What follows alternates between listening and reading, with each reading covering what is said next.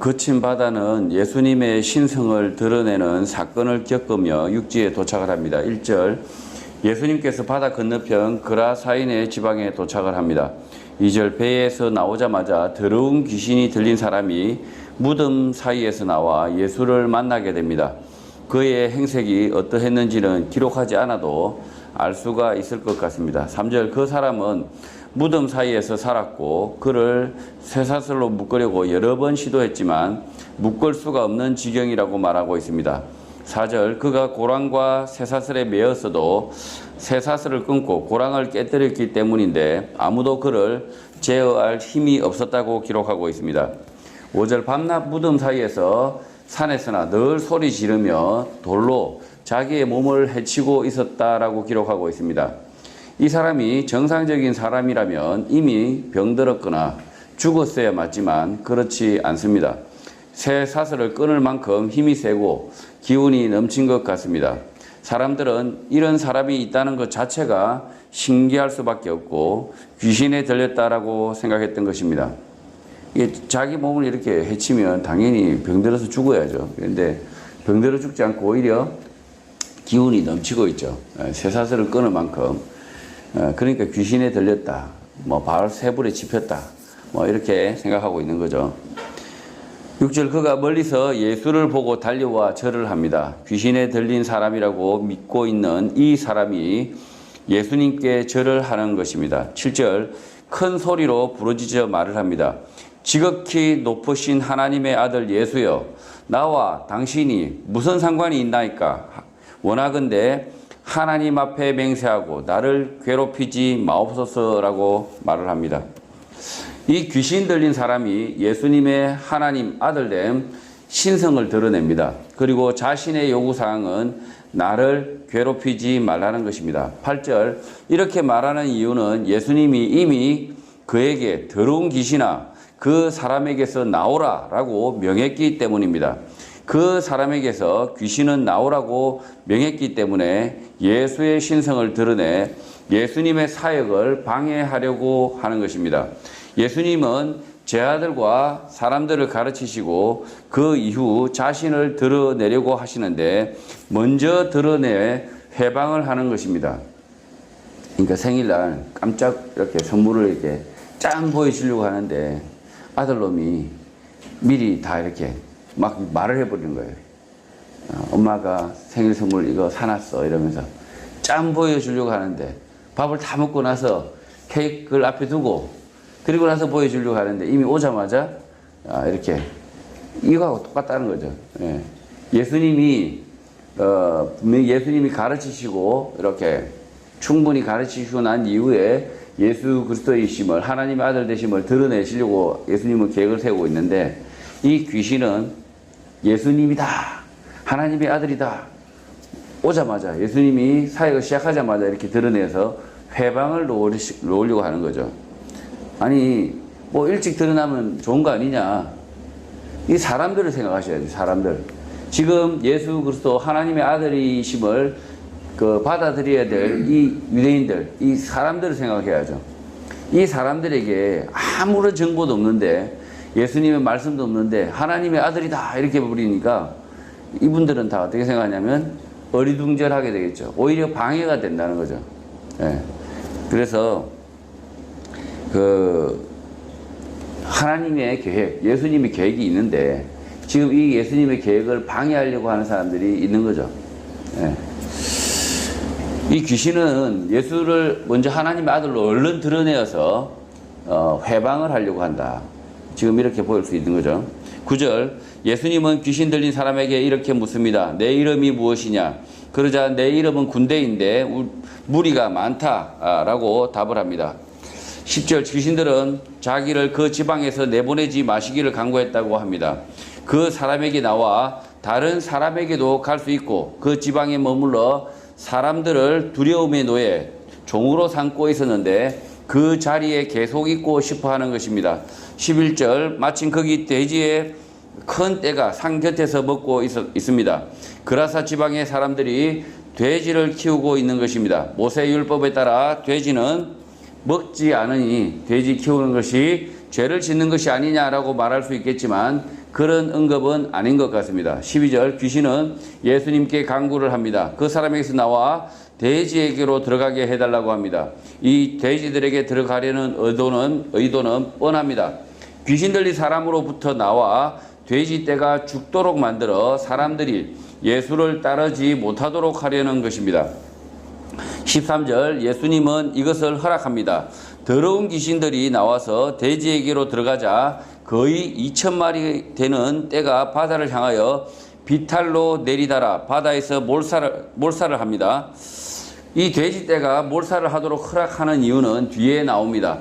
귀신 들린 그 사람을 예수님이 불쌍히 여겼기 때문입니다. 한 사람의 영혼을 위하여 예수님의 구원 사역 전체가 조금 지체되더라도 그렇게 하도록 허락하신 것입니다. 14절 돼지를 치던 자들이 도망하여 읍내와 여러 마을에 말을 합니다.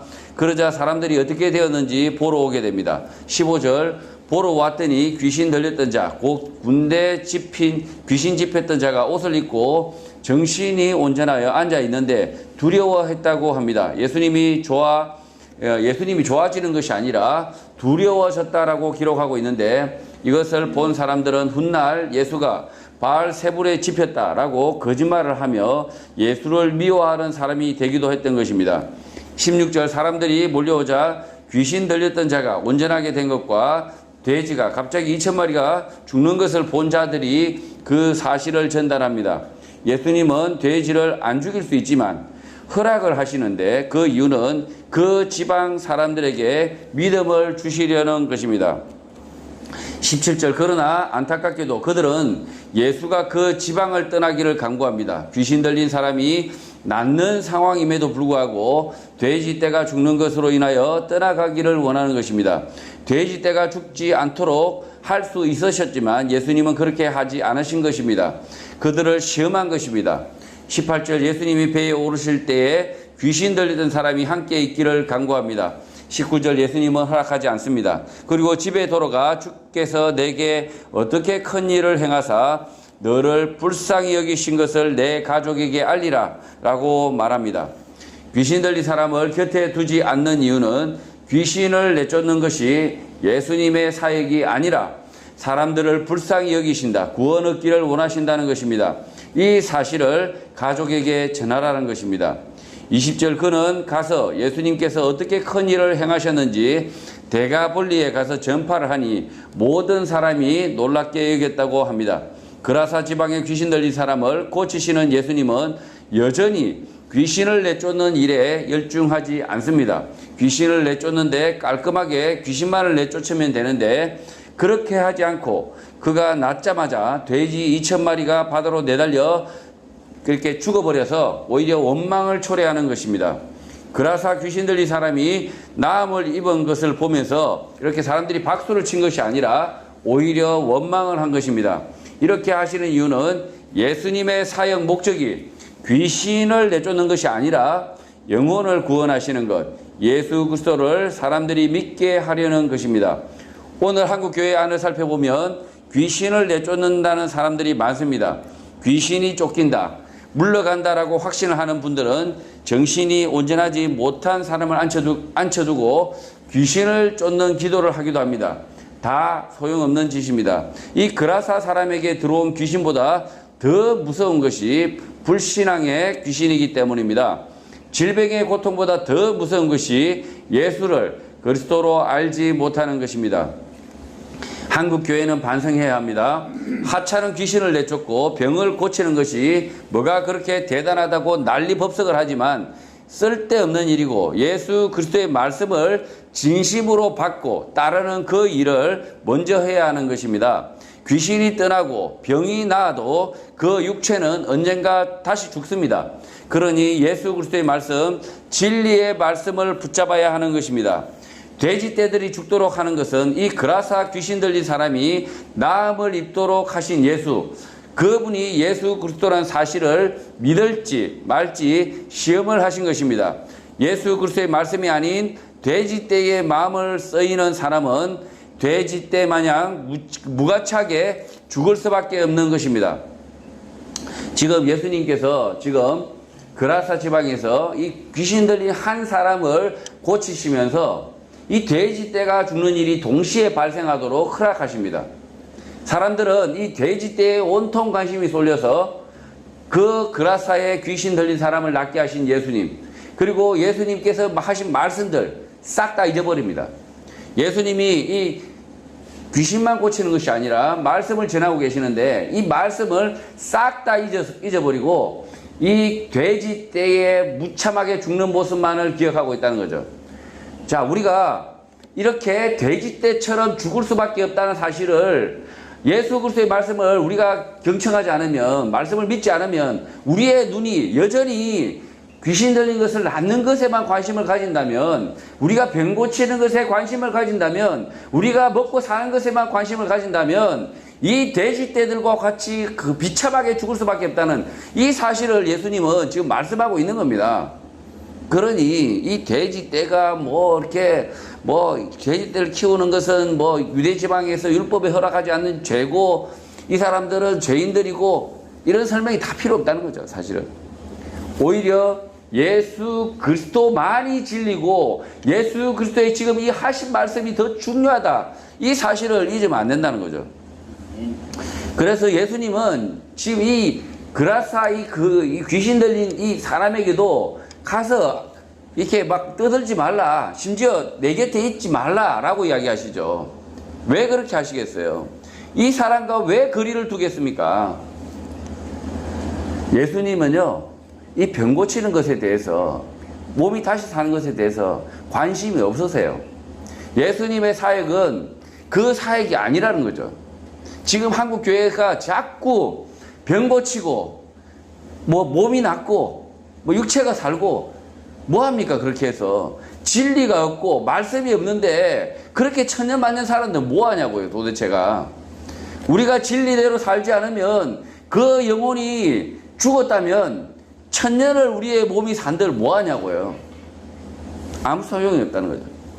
21절, 예수님은 다시 배를 타고 맞은편으로 건너갑니다. 그러자 큰 무리가 그에게 모여 이동하지 못하고 다시 바닷가에 머물게 됩니다. 예수님이 계속 육지로 진출을 못하게 되는 거죠. 방해를 받고 계시는 거예요. 방해를 받고. 22절, 회당장 중에 하나인 야이로가 와서 예수를 보고 발 아래에 엎드립니다. 23절, 간곡히 구하여 말을 하는데 내 어린 딸이 죽게 되었으니 오셔서 그 위에 손을 얹어 그로 구원을 받아 살기를 요청합니다. 24절, 그러자 예수님은 그의 말을 듣고 그의 집에 가는데 문제가 생깁니다. 무리가 에워싸 밀어서 제대로 가지 못합니다. 25절, 그러는 통에 12회를 혈루증을 알아온 한 여자가 있었는데 26절, 많은 의사에게 많은 괴로움을 받았고 가진 것도 다 허비하였으나 아무 효임이 없고 도리어 더 중하여졌다고 합니다. 27절, 예수의 소문을 듣고 무리 가운데 끼어 뒤로 와서 그의 옷에 손을 대었다고 합니다. 28절, 그 여자 생각에 예수의 옷에만 손을 대어도 구원을 받는다, 혈루병이 치료될 것이다 라고 생각했다는 것입니다. 혈루병은 여성의 월경과 관계없이 피가 나는 병으로 부정한 병으로 인식되어 유대 사회에서 생활이 어려웠던 것입니다. 불편했겠죠. 막 이렇게. 29절, 예수님의 옷에 손만 대었을 뿐인데 이 여자는 곧 낫게 됩니다. 병이 나은 것을 몸이 깨달았다라고 기록하고 있습니다. 30절, 예수님은 그 능력이 자기에게서 나간 줄을 곧 스스로 아시고 무리 가운데서 돌이켜 누가 내 옷에 손을 대었느냐라고 질문을 합니다. 몰라서 질문하는 게 아니죠. 모르기 때문에 질문을 한 것이 아닙니다. 몸에 병이 난 그 여인의 영혼을 구원하고자 하시기 때문입니다. 31절, 제 아들은 예수님께 묻습니다. 에워싸 밀고 난리인데 누가 예수님의 손을 대었는지 어떻게 알 수 있겠느냐, 이렇게 말하는 것입니다. 32절, 예수님은 대답을 하지 않고 이 일을 행한 여자를 보려고 둘러보는 것입니다. 찾고 있는 것입니다. 33절, 여자가 자기에게 이루어진 일을 알고 두려워하여 떨며 와서 그의 앞에 엎드려 모든 사실을 말하게 됩니다. 34절, 그러자 예수님은 딸아, 내 믿음이 너를 구원하였으니 평안히 가라. 내 병에서 놓여 건강할지어다 라고 말합니다. 이 여자는 혈루병의 문제로 인하여 예수 그리스도를 안 것입니다. 그러나 믿음이 생겨난 것입니다. 자신의 병뿐만 아니라 자신의 영혼까지 구원할 수 있겠구나. 예수 그리스도가 이분이구나 라고 이 혈루병을 앓은 이 여자는 실제로 병을 나음으로 인해서 병을 나음과 그것으로 인하여서 이미 그 속에 믿음이 자리 잡고 있었다는 거죠. 예수님의 사역의 목적 관심사가 병 고치는 것이었다면 이렇게 기록하면 안 됩니다. 더 상세하게 그 여자의 혈루증 증상, 비포를 기록하고 병이 낫게 되면 애프터를 상세하게 기록하여 비교할 수 있게 해야 하는 것입니다. 성형외과 사진 보셨죠? 비포, 애프터. 사진 딱 2장. 이렇게. 의원님들의 그 실력을 이렇게 딱 사진 1장, 2장으로 이렇게 비교할 수 있게 하죠. 예수님도 마찬가지라는 거죠. 예수님의 그 아주 병을 치료하시는 그 능력을 만약에 그 성경의 기록자들이 기록하고 싶었으면 비포, 애프터.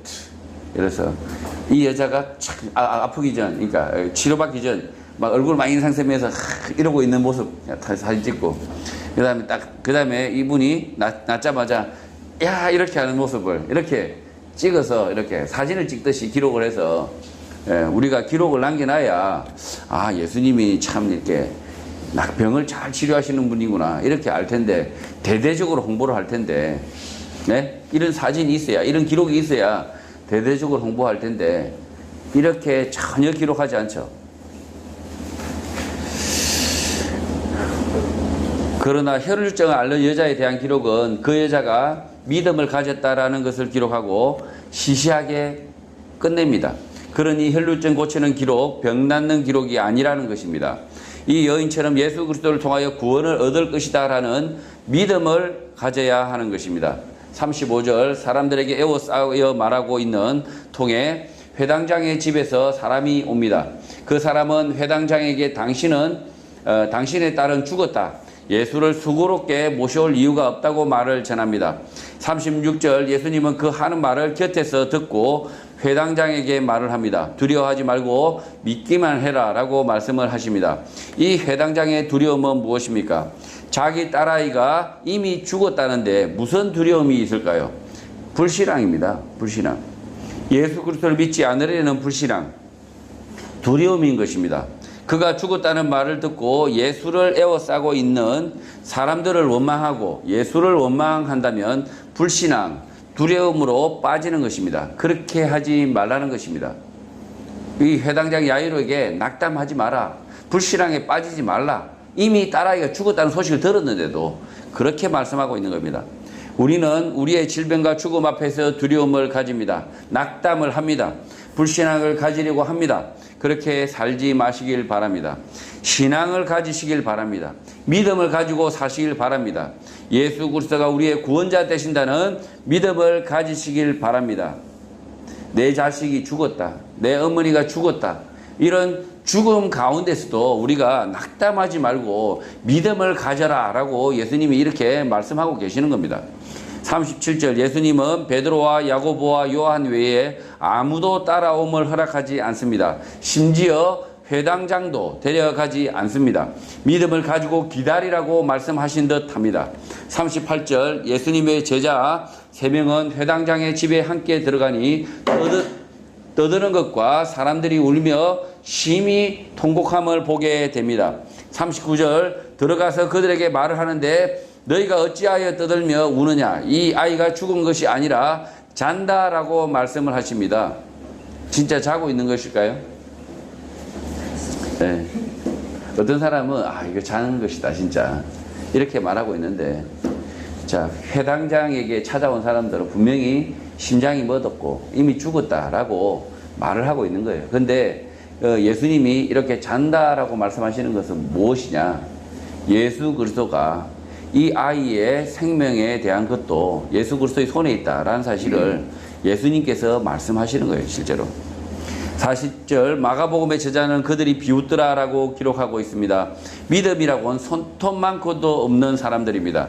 예수님은 그들을 다 내보내신 후에 아이의 부모와 또 자기와 함께한 자들을 데리고 아이 있는 곳에 들어가게 됩니다. 41절 그 아이의 손을 잡고 달리다굼 이렇게 말을 하니 번역하면 곧 내가 내게 말하노니 소녀야 일어나라 라고 하셨다는 것입니다. 예수님은 삶과 죽음의 굴레에 매이지 않으시는 하나님의 아들입니다. 그러니 소녀가 잔다라고 말하는 것으로 이미 살리실 것을 말씀하신 것입니다. 그런데 당시 유대인들이 사용하는 아람어로 기록을 하고 있습니다. 특별한 의미는 없고 제가 경상도 사투리로 얼른 일어나라 라고 말하면 더 팍 와닿는데 현장감을 전달하기 위함입니다.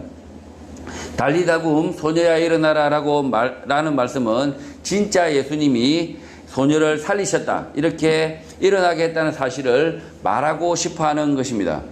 그러니까 굳이 아람어로 기록하는 이유는 레알이다 이걸 전달하기 위해서 이렇게 기록하고 있다는 거죠.